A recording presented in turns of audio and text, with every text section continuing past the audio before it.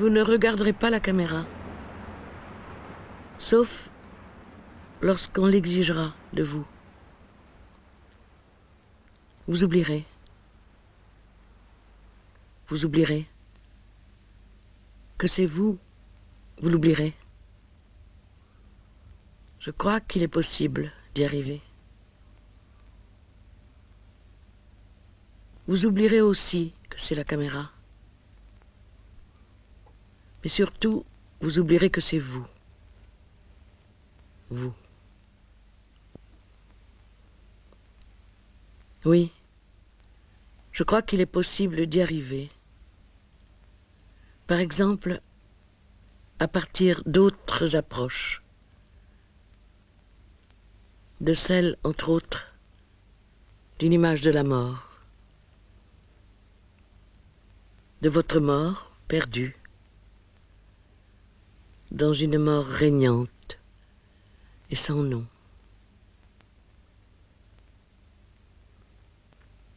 Vous regarderez ce que vous voyez. Mais vous le regarderez absolument. Vous essaierez de regarder jusqu'à l'extinction de votre regard,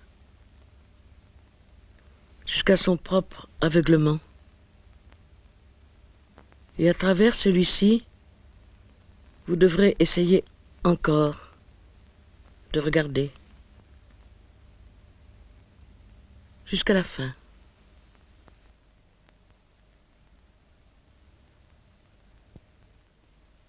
Vous me demandez, regardez quoi? Je dis, eh bien je dis, la mer? Oui. Ce mot devant vous, ces murs devant la mer, ces disparitions successives,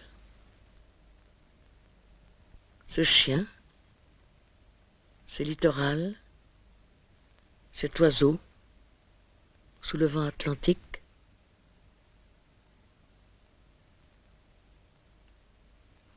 Écoutez, je crois aussi que si vous ne regardiez pas ce qui se présente à vous, cela se verrait à l'écran. Et que l'écran se viderait.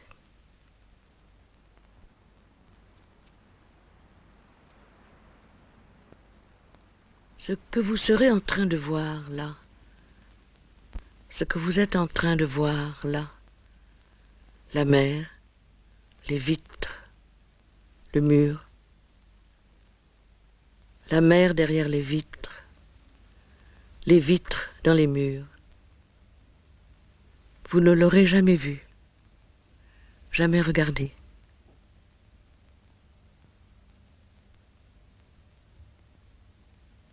Vous penserez que ceci qui va se passer n'est pas une répétition, que ceci est inaugural, comme l'est d'elle-même votre propre vie, à chaque seconde de son déroulement. Que dans le déferlement milliardaire des hommes autour de vous, vous êtes le seul à tenir lieu de vous-même auprès de moi dans ce moment-là du film qui se fait.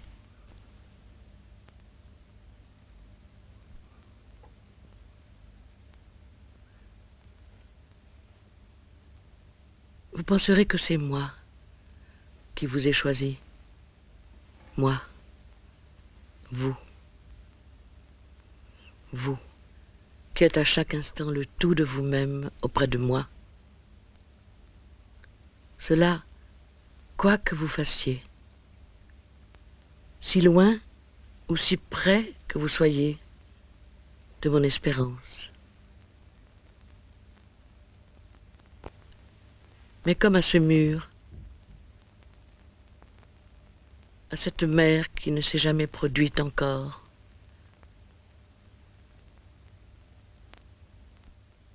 à ce vent et à cette mouette qui sont séparés pour la première fois,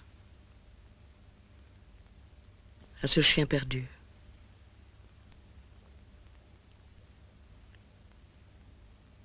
Vous penserez que le miracle, ce n'est pas l'apparente similitude entre chaque particule de ces milliards du déferlement continu, mais dans la différence irréductible qui les sépare, qui sépare les hommes des chiens, les chiens du cinéma,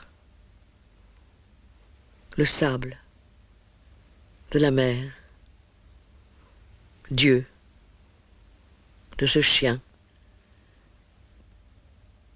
ou de cette mouette tenace face au vent, du cristal liquide de vos yeux, de celui blessant les sables, de la touffeur irrespirable du hall de cet hôtel passé, de l'éblouissante clarté égale de la plage, de chaque mot, de chaque phrase, de chaque ligne, de chaque livre, de chaque jour et de chaque siècle et de chaque éternité passée ou à venir, et de vous et de moi.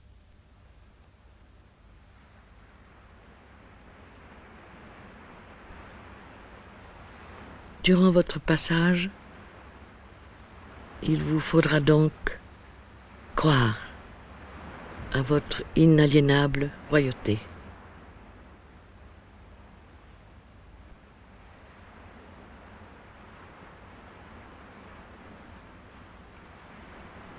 Vous avancerez, vous marcherez comme vous le faites quand vous êtes seul et que vous croyez que quelqu'un vous regarde, Dieu, ou moi, ou ce chien le long de la mer, ou cette mouette tragique face au vent, si seul devant l'objet atlantique.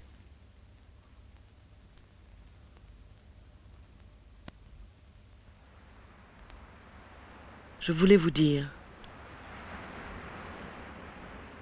le cinéma croit pouvoir consigner ce que vous faites en ce moment.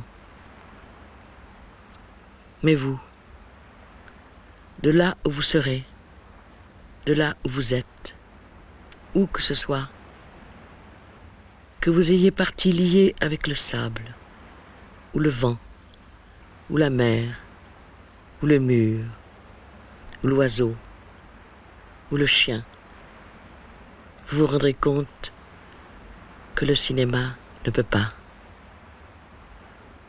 Passez outre, laissez, avancez.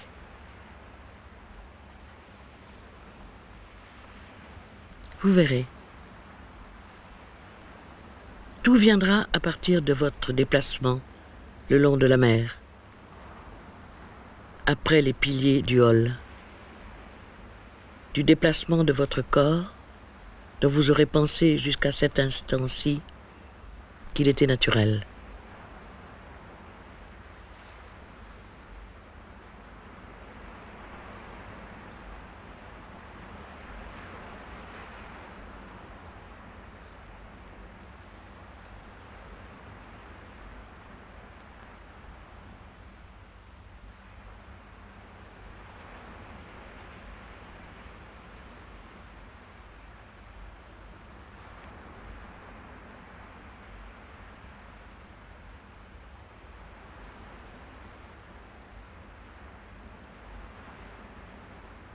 Vous tournerez vers la droite et vous longerez les vitres et la mer.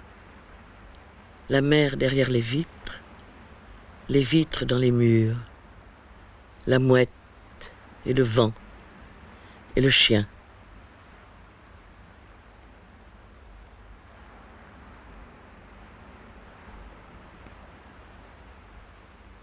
Vous l'avez fait.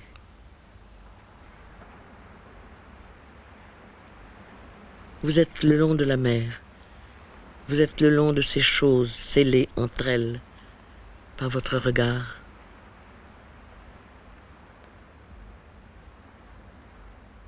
La mer est à votre gauche en ce moment. Vous entendez sa rumeur, mêlée à celle du vent. Dans de longues portées, elle avance vers vous, vers les collines de la côte.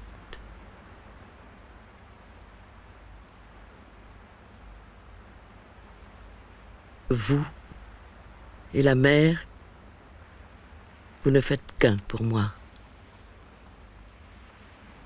Qu'un seul objet, celui de mon rôle dans cette aventure.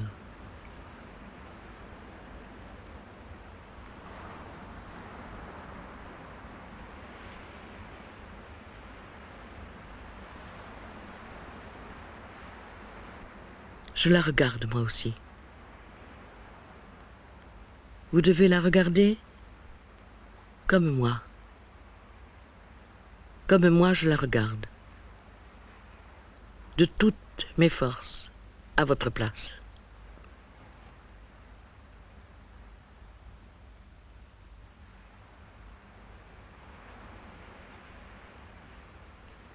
Vous êtes sorti du champ de la caméra.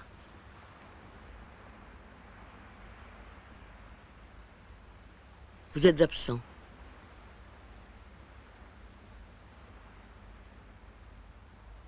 Avec votre départ, votre absence est survenue. Elle a été photographiée comme tout à l'heure, votre présence. Votre vie s'est éloignée. Votre seule absence reste. Elle est sans épaisseur aucune désormais, sans possibilité aucune de s'y frayer une voie, d'y succomber de désir.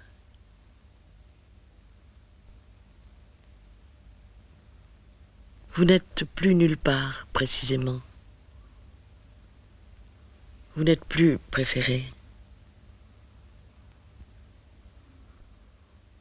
Plus rien de vous n'est là, que cette absence flottante, ambulante, qui remplit l'écran, qui peuple à elle seule, pourquoi pas, une plaine du Far West, ou cet hôtel désaffecté, ou ces sables.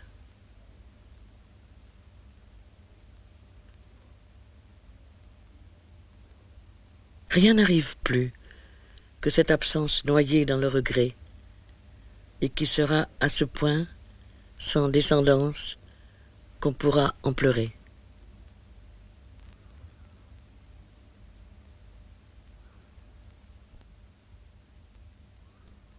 Ne vous laissez pas envahir par ces pleurs, par cette peine.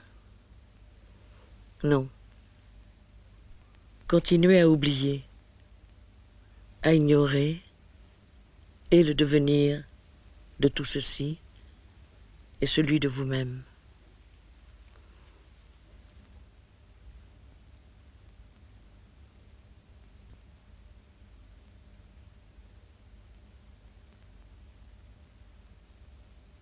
Hier soir, après votre départ définitif, je suis allé dans cette salle du rez-de-chaussée qui donne sur le parc, là où je me tiens toujours dans le mois tragique de juin, ce mois qui ouvre l'hiver. J'avais balayé la maison, j'avais tout nettoyé comme avant mes funérailles.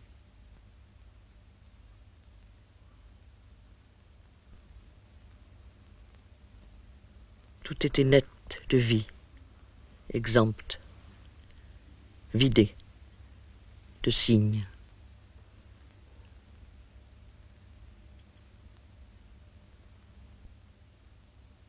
Et puis je me suis dit, je vais commencer à écrire pour me guérir du mensonge d'un amour finissant.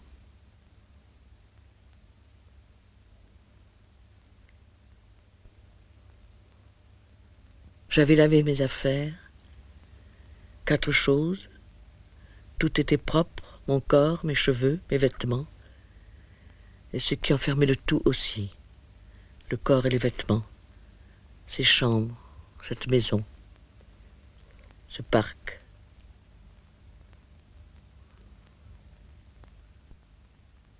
Et puis j'ai commencé à écrire.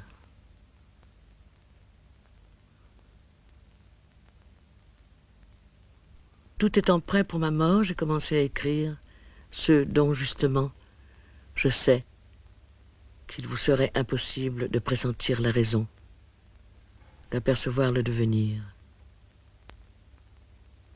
C'est ainsi que cela se passe. C'est à votre incompréhension que je m'adresse toujours. Sans cela, vous voyez, ce ne serait pas la peine.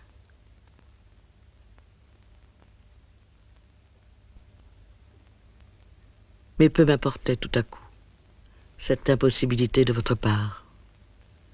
Je vous la laissais, je n'en gardais rien. Je vous la donnais.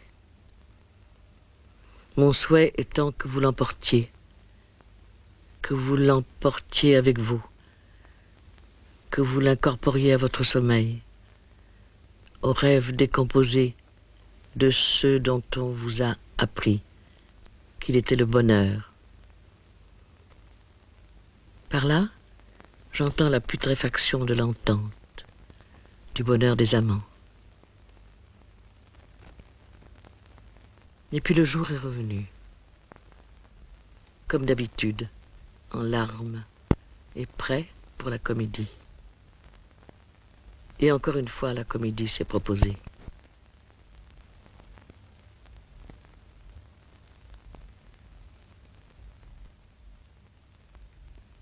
Et au contraire de mourir, je suis allé sur la terrasse dans le parc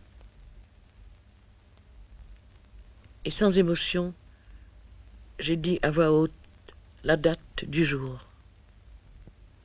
qu'il était le lundi 15 juin 1981,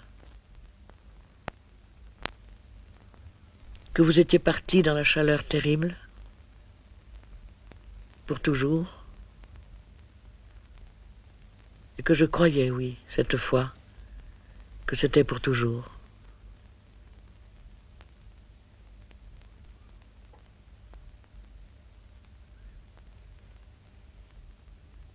Je crois que je ne souffrais pas de votre départ.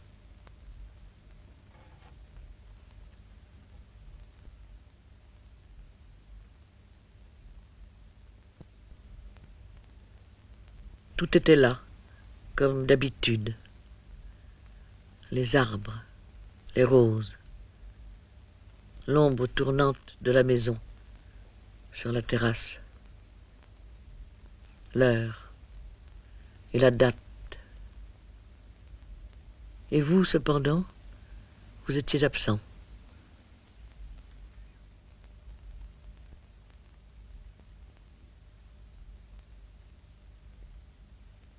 Je ne croyais pas qu'il vous fallait revenir.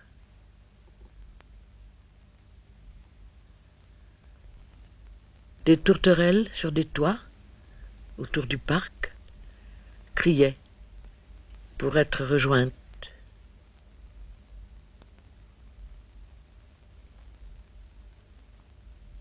Et puis, il a été 7 heures du soir. Je me suis dit que je vous aurais aimé.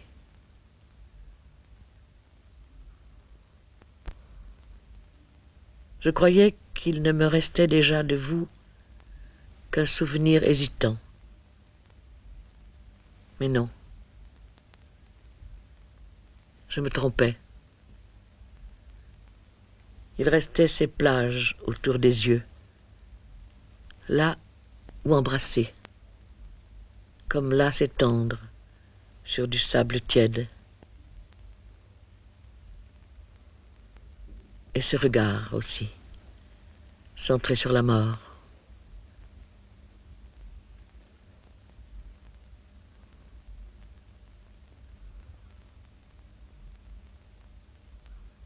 C'est alors que je me suis dit, pourquoi ne pas faire un film?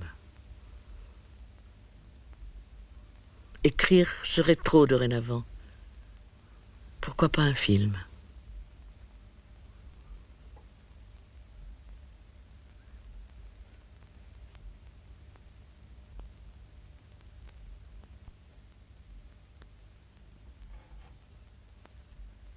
Et puis le soleil s'est levé.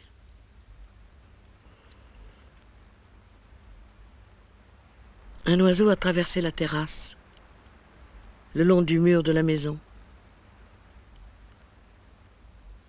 Il croyait la maison vide.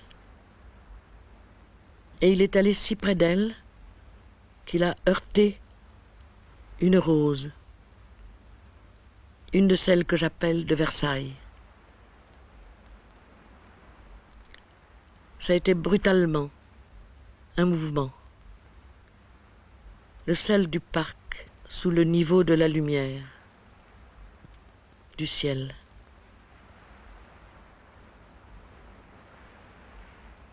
J'ai entendu le froissement de la rose par l'oiseau dans le velours de son vol.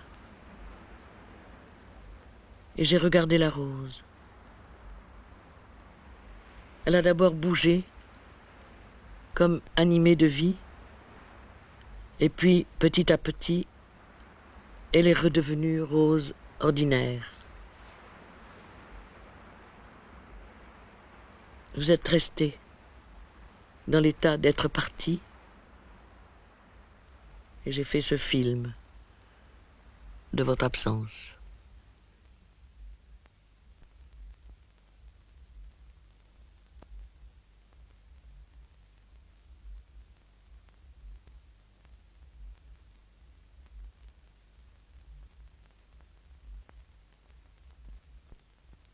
Vous allez repasser de nouveau devant la caméra.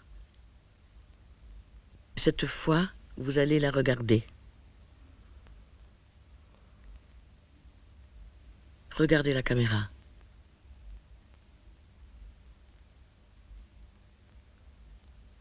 La caméra va maintenant capter votre réapparition dans la glace parallèle à celle dans laquelle elle se voit. Ne bougez pas. Attendez. Ne soyez pas surpris. Je vais vous dire ceci. Vous allez réapparaître dans l'image. Non. Je ne vous avais pas prévenu. Oui. Ça va recommencer.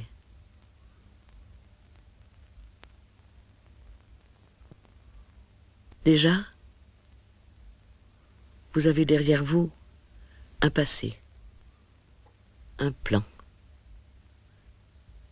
Déjà, vous avez vieilli. Déjà, vous êtes en danger.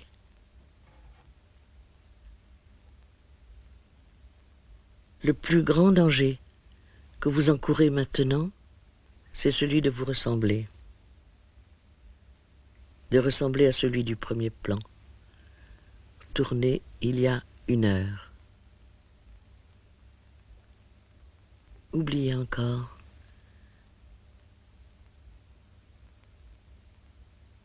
Oubliez encore davantage. Vous allez regarder tous les spectateurs dans la salle, un par un, et chacun pour soi. Rappelez-vous bien ceci.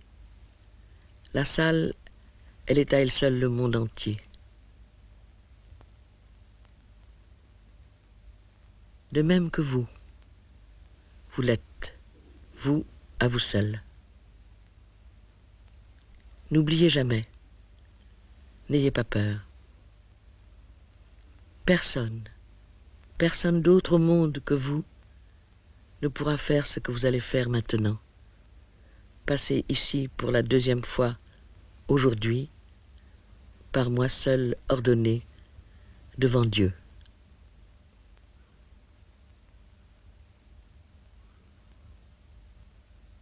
Ne cherchez pas à comprendre ce phénomène photographique, la vie.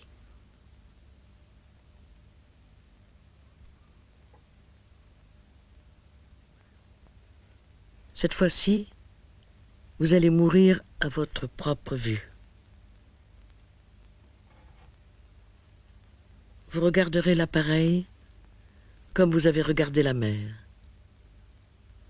comme vous regardiez la mer, et les vitres, et le chien, et l'oiseau tragique dans le vent, et les sables d'acier face aux vagues.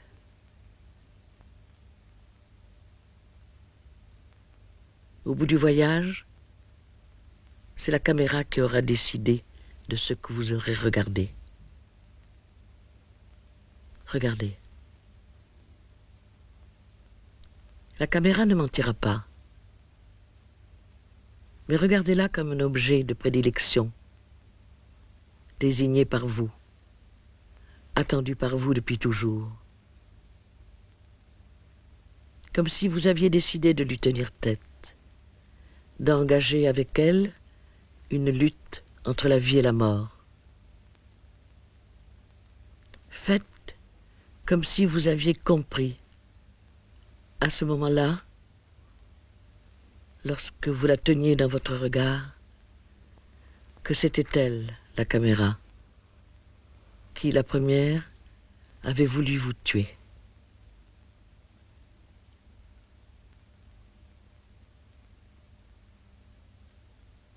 Regardez autour de vous. Autour de vous, à perte de vue, vous reconnaîtrez ces étendues, figées, ces vallées cimentées, des guerres et de la joie, ces vallées du cinéma. Elles se regardent, elles se font face.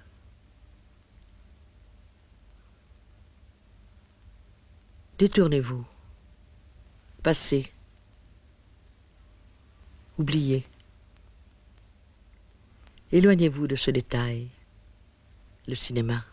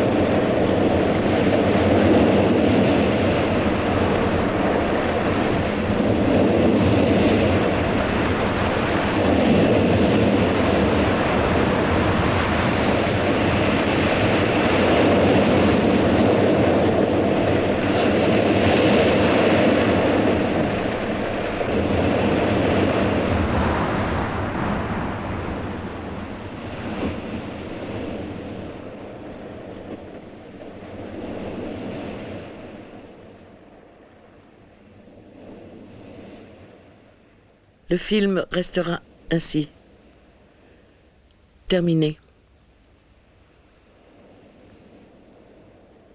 Vous êtes à la fois présent et caché.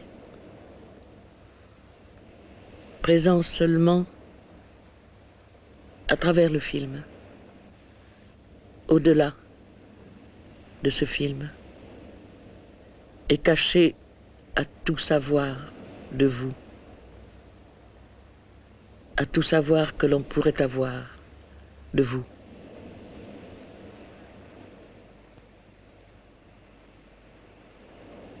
Tandis que je ne vous aime plus, je n'aime plus rien.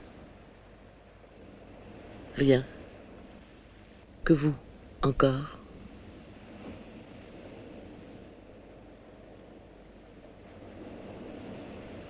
Ce soir, il pleut. Il pleut autour de la maison et sur la mer aussi. Le film restera ainsi, comme il est. Je n'ai plus d'image à lui donner.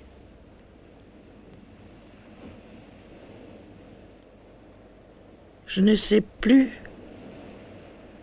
où nous sommes. Dans quel mois nous sommes? Dans quelle fin de quel amour? Dans quel recommencement de quel autre amour? Dans quelle histoire nous sommes égarés? C'est pour le film seulement que je sais. Pour ce film seulement, je sais. Je sais qu'aucune image, plus une seule image, ne pourrait le prolonger.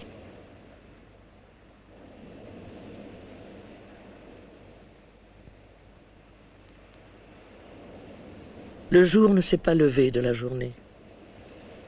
Et il n'y a pas le moindre souffle dans les hauteurs des forêts ou dans les champs, les vallées.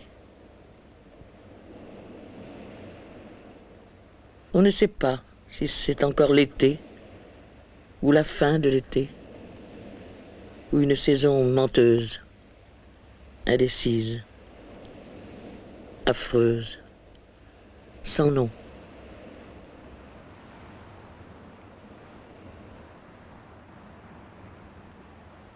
Je ne vous aime plus, comme le premier jour, je ne vous aime plus. Reste cependant, autour de vos yeux, toujours ces étendues qui entourent le regard et cette existence qui vous anime dans le sommeil.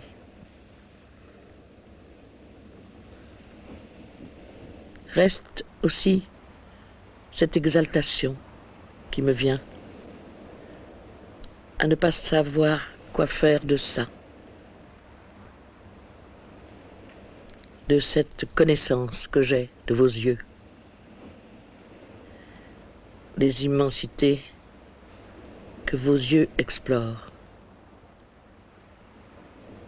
à ne pas savoir quoi en écrire, quoi en dire et quoi montrer de leur insignifiance originelle.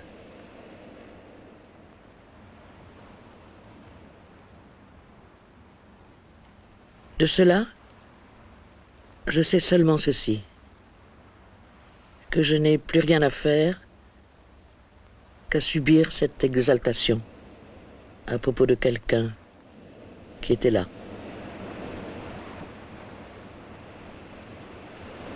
Quelqu'un qui ne savait pas qu'il vivait, et dont moi, je savais. De quelqu'un qui ne savait pas vivre, je vous disais, et de moi qui le savais, et qui ne savait pas quoi faire de ça, de cette connaissance de la vie qu'il vivait, qui ne savait pas quoi en écrire, quoi en montrer, qui ne savait plus quoi faire de soi.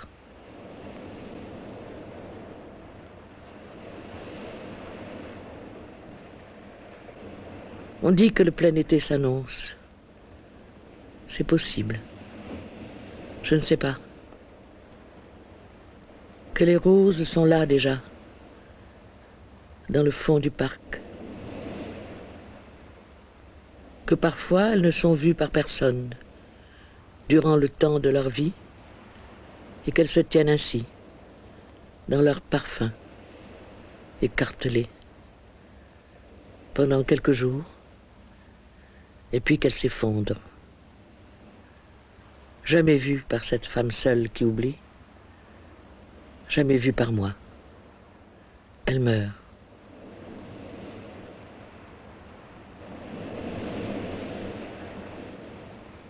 Je suis dans un amour entre vivre et mourir. C'est à travers ce défaut de votre sentiment que je retrouve votre qualité, celle justement de me plaire. Je crois être seulement attaché à ce que la vie ne vous quitte pas. Pas autrement. Le déroulement de celle-ci me laisse indifférente. Elle ne peut rien m'apprendre sur vous. Elle ne peut que me rendre la mort plus proche, plus admissible, oui, souhaitable.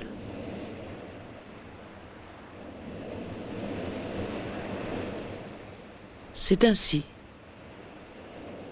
que vous vous tenez face à moi, dans la douceur, dans une provocation constante, innocente, impénétrable. Vous êtes l'homme atlantique. Vous l'ignorez.